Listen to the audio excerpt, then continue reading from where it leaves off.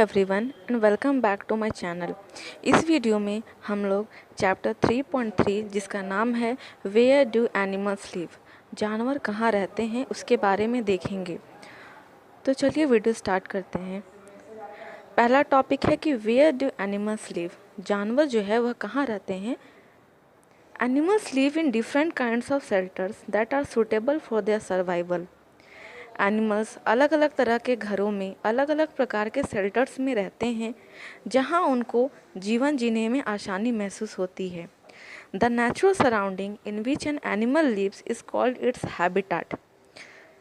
जहाँ पर जानवर रहते हैं उनके जो चारों तरफ जिस प्रकार का माहौल रहता है, जैसा सराउंडिंग्स होता है, उसको उनका हैबिटाट कहते हैं। जैसे कुछ जानवर जो हैं वह जंगलों में रहते हैं तो उनका हैबिटाट जंगल वाला हो गया। कुछ जानवर हैं जो पानी में रहते हैं तो उनका हैबिटाट पानी हो गया। तो इसी प्रकार से होता है। नेक्स्ट है which animals live on land. जमीन में रहने वाले वह कौन से जानवर हैं। A large number of animals live on land. ऐसे बहुत सारे जानवर हैं जो लैंड में अर्थात ज़मीन में रहते हैं। Some animals live in caves. कुछ जानवर जो हैं वह केव्स यानी कि गुफाओं में रहते हैं। गुफा पहाड़ों के नीचे में या साइड में जहाँ पे होल रहता है उसको हम लोग गुफा कहते हैं। And some in den. और कुछ जानवर जो हैं वह मांद में रहते हैं जैसे कि शेर। Most of the animals don't make their shelter but find natural shelters to live in forest. ज़्यादातर जो जानवर हैं वह अपना घर नहीं बनाते बल्कि जो नेचुरल शेल्टर मतलब कि जो खुद ब खुद शेल्टर बने हुए रहते हैं, घर बने हुए रहते हैं, उसमें रहते हैं। लाइक फॉरेस्ट तो सब ज़्यादातर जानवरों का घर होता है। यहाँ पे कुछ जानवरों का घर दिया हुआ है जैसे एनिमल्स इन केव, यानी कि यहाँ पे जो शेर आपको देखने को मिल रहा है वह गुफा में है। शैडो ऑफ अ ट्री, पेड़ की छाँव के नीचे हाथी बैठा हुआ है। एंट हिल, जो चींटी होती है वह मिट्टी के द्वारा हिल बनाती है, पहाड़ बनाती है, उसमें वो रहती हैं। अब बी हाइव, यह मधुमक्खी का छत्ता है। An elephant lives under the shade of big trees. Elephant जो है वह बड़े पेड़ के नीचे छाया में रहते हैं। एंट्स मेक लार्ज एंट हिल। जो एंट्स है यानी कि जो चींटी है वह एंट हिल बना के रहती है। Snakes live in holes called pits. Snakes जो है वह होल्स में रहते हैं जिन्हें पीट्स कहा जाता है। इंसेक्ट्स लाइक हनी बीज बिल्ड शेल्टर्स ऑन ट्रीज और old buildings called hives.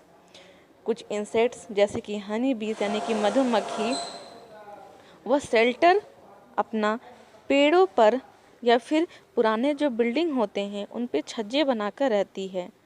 Desert animals, कुछ डेजर्ट एनिमल्स यानी कि रेगिस्तान में रहने वाले जानवर जैसे कि कंगारू रैट। कंगारू रैट जो है वह तो रैट ही होता है, चूहा ही होता है, लेकिन वह एक बार 6 फीट की ऊंचाई तक उछल सकता है, इसलिए इसका नाम कंगारू रखा गया है। और ये lives in underground hole that keeps them cool during the day के समय मतलब कि सुबह के समय डेजर्ट में रेगिस्तानी जगह पे बहुत ही ज़्यादा गर्म रहता है। रेगिस्तान बहुत ही गर्म रहता है, बालू बहुत गर्म रहता है, जिसके कारण वो जो है वह अपने होल्स बना के अंदर में रहते हैं ताकि उन्हें ठंडा लगे और रात होने पर वह बाहर निकल जाते हैं। और आपको ये जान के हैरानी होगी कि जो कंगारू रैट है वो पूरे जब तक वो जीवित रहते हैं वो बिना पानी के भी जीवित रह सकते हैं। और ये ज़्यादातर नॉर्थ अमेरिका साइड देखने को मिलते हैं। Some animals which come out during the night are called nocturnal animals. आपने देखा होगा कुछ जानवर को जो कि सिर्फ रात में ही निकलते हैं, तो वैसे जानवर जो सिर्फ रात में ही निकलते हैं उसे नॉकटर्नल एनिमल्स कहा जाता है। जैसे कि कॉकरोच, तेलचट्टा और रैट, चूहा, ये दोनों क्या हैं? ये दोनों नॉकटर्नल एनिमल्स हैं।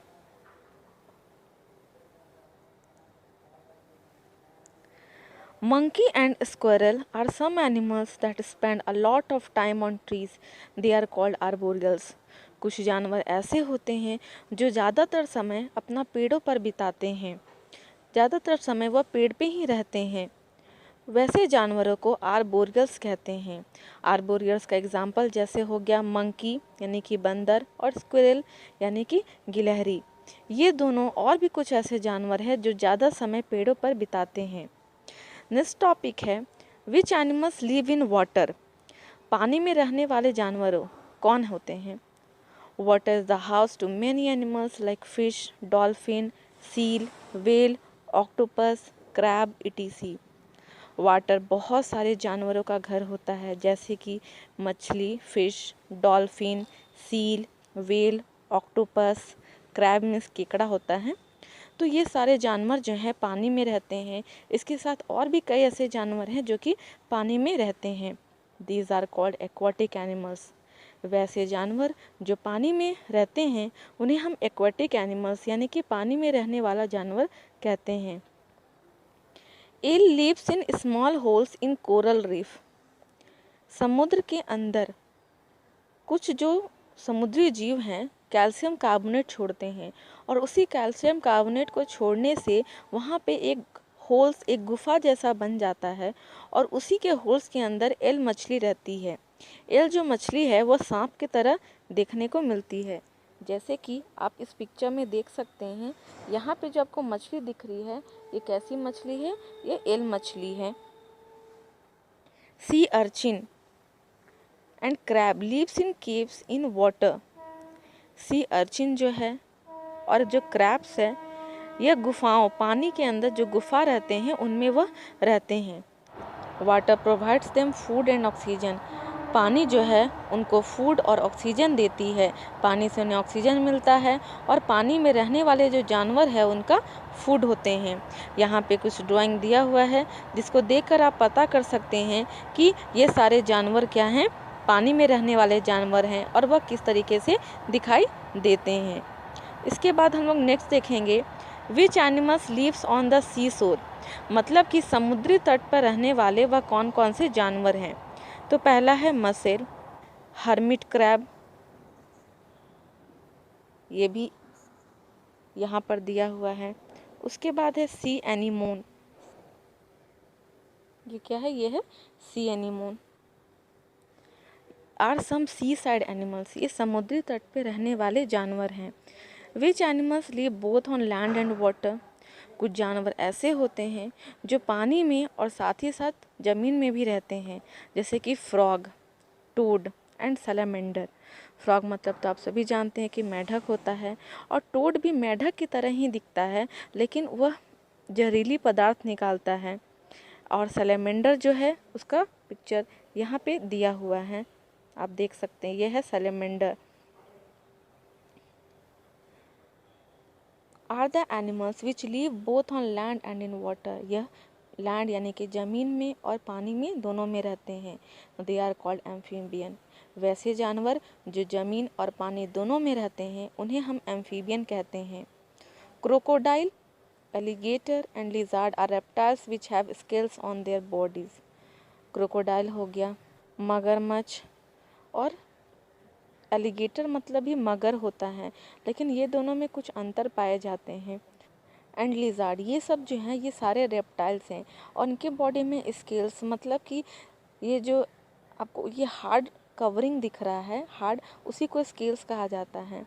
क्रोकोडाइल एलिगेटर में सबसे बड़ा अंतर ये होता है कि क्रोकोडाइल जो है वह अपने जो उनका खाना होता है मतलब किसी भी जीव को वह उकसाते हैं अपने पास में लाने के लिए और उसके बाद उसे खा जाते हैं। लेकिन एलिगेटर को जब तक आप परेशान नहीं करेंगे तब तक वह कुछ नहीं करते हैं। अगर आप उन्हें छेड़िएगा तभी वो आपको खाएंगे या फिर कुछ करेंगे, आपको नुकसान पहुंचाएंगे। Crocodile and alligator lie motionless on the river bank for a long time and then move into the water। Crocodile और एलिगेटर जो है वह नदी के किनारों में कई घंटों तक पड़े रहते हैं बिना हिले डुले। ऐसा कभी कभी तो ऐसा लगता है जैसे उनमें जान ही नहीं है या वहाँ पे कुछ है ही नहीं। बहुत समय तक पड़े रहते हैं और अचानक से मूव करके वह फिर पानी में चले जाते हैं। Animals that can fly. वैसे एनिमल्स जो उड़ते हैं, bats are mammals that can fly. जिनका बच्चा होता है उनको मैमल्स कहते हैं। तो बैट जो है वह मैमल्स है जो कि उड़ सकते हैं। Which animal spins web. Web यानी कि जाल कौन बुनते हैं? स्पाइडर यानी कि मकड़ी। Spins web with a liquid given out from its body which becomes hard on drying. Spider है यानी मकड़ी, उसके शरीर से एक लिक्विड निकलता है जो कि कुछ देरी के बाद हार्ड हो जाता है, यानी सूखने के बाद वह हार्ड हो जाता है और उसी से वह क्या करते हैं? जाल बुनते हैं। Which animals build nest? Birds are animals that build nests to lay eggs and keep the young birds safe. Birds वैसे जानवरों को कहा जाता है जो कि अंडों को रखने के लिए घोंसले बनाते हैं और साथ साथ अपने बच्चों को सेफ रखने के लिए भी घोंसले तैयार करते हैं। They build nest using leaves, straws, twigs, wool, cotton, thread etc.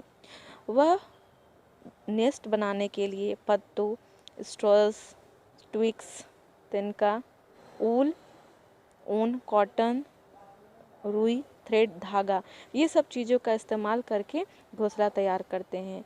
We can see birds nest on trees. हम लोगों ने बर्ड्स का जो घोंसला है उसे पेड़ों पर देखा है। On terrace of building, building के टेरेस पर देखा है। ऑन सीलिंग फैंस, और उस छत के जो पंखे इस पर देखा है। Nest are of different shapes.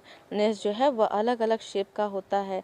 तो वो अलग अलग शेप का होने का कारण यह है कि जो बर्ड्स हैं वो अलग अलग प्रकार के हैं। सभी बर्ड्स अपने अपने तरीके से नेस्ट बनाते हैं। जैसे यहाँ पे कुछ बर्ड का नाम दिया हुआ है, यहाँ पे 1 2 3 4 5 बर्ड्स का नाम दिए हुए हैं। चलिए देखते हैं कौन बर्ड्स किस प्रकार का घोंसला तैयार करते हैं। पैट्रीज। पैट्रीज makes shallow nest on the ground in paddy fields और ग्रासी लैंड्स। पैट्रीज जो है वह सैलो मतलब कि ग्राउंड में वो क्या करते हैं, गड्ढा जहाँ पे रहता है वहाँ पर ज़्यादातर वो घोंसला तैयार करते हैं। और यह पैडी फील्ड में मतलब कि जहाँ धान का खेती होता है या जहाँ ढेर सारे घास होते हैं वैसे ज़मीन पे वो अपना घोंसला तैयार करते हैं। Weaver bird, they use grass to make a craft like net that hangs down from trees. वह ग्रास यानी कि घास का इस्तेमाल करके क्राफ्ट के जैसा नेस्ट बनाते हैं जो कि पेड़ों पर लटके होते हैं। यहाँ पे आप इस पिक्चर में देख सकते हैं कि यह किस प्रकार से वीवर बर्ड अपना घोंसला तैयार करते हैं। उसके बाद है tailor bird. Woodpecker. Woodpecker makes hole in the tree trunk and uses it as nest. Woodpecker जो है उनका जो चोंच होता है वो बहुत ही मजबूत होता है, तो उसी से वह ट्री का जो ट्रंक होता है यानी स्टेम, मोटा स्टेम को ट्रंक कहते हैं। जैसे ये देख सकते हैं आप यहाँ पे पिक्चर में दिया हुआ है कि ट्री का जो ट्रंक है इस पर ये क्या करे वुडपेकर, इसको टुक टुक करके और इसको क्या करते हैं यहाँ पे छेद कर देते हैं और छेद करके इसी के अंदर घर बनाकर रहते हैं। ये घोंसला उनका बन जाता है। Tailor bird makes a nest by stitching leaves together. Tailor bird जो है वह पत्तों को सिलकर अपना घोंसला बनाते हैं, जैसे कि यहाँ पे इस पिक्चर में आपको दिखाया गया है। कुक्कू बर्ड यानी कि कोयल डज नॉट मेक नेस्ट। यह अपना घोंसला तैयार नहीं करते। It Lay's it's eggs in crow nest. वह कौवे के घोंसला में अपना अंडा देते हैं। और जैसा कि आप जानते हैं कि एक पक्षी जो है वह दूसरा पक्षी का अंडा को नहीं पालती है, लेकिन यहाँ पे दिक्कत ये होता है कि जो कुक्कू बर्ड है और जो क्रो है ये दोनों का रंग सेम होता है, इसलिए पता नहीं चल पाता कि वह दूसरा का अंडा है, इसलिए वह दोनों को क्या करती है, पाल लेती है। तो आई होप ये आपको चैप्टर समझ में आ गया हो। अगर वीडियो अच्छा लगा हो तो प्लीज़ इसे लाइक करें, शेयर करें। साथ ही साथ अगर आप मेरे चैनल पर नए हैं तो इसे सब्सक्राइब करना ना भूलें। और इसके साथ ही हम लोग अगले वीडियो में इसका एक्सरसाइज का सॉल्यूशन देखेंगे। और अगर आप चाहते हैं कि मैं और भी दूसरे सब्जेक्ट का वीडियो बनाऊं तो इसके लिए प्लीज़ मुझे कमेंट बॉक्स में कमेंट कर बताएं। Thank you.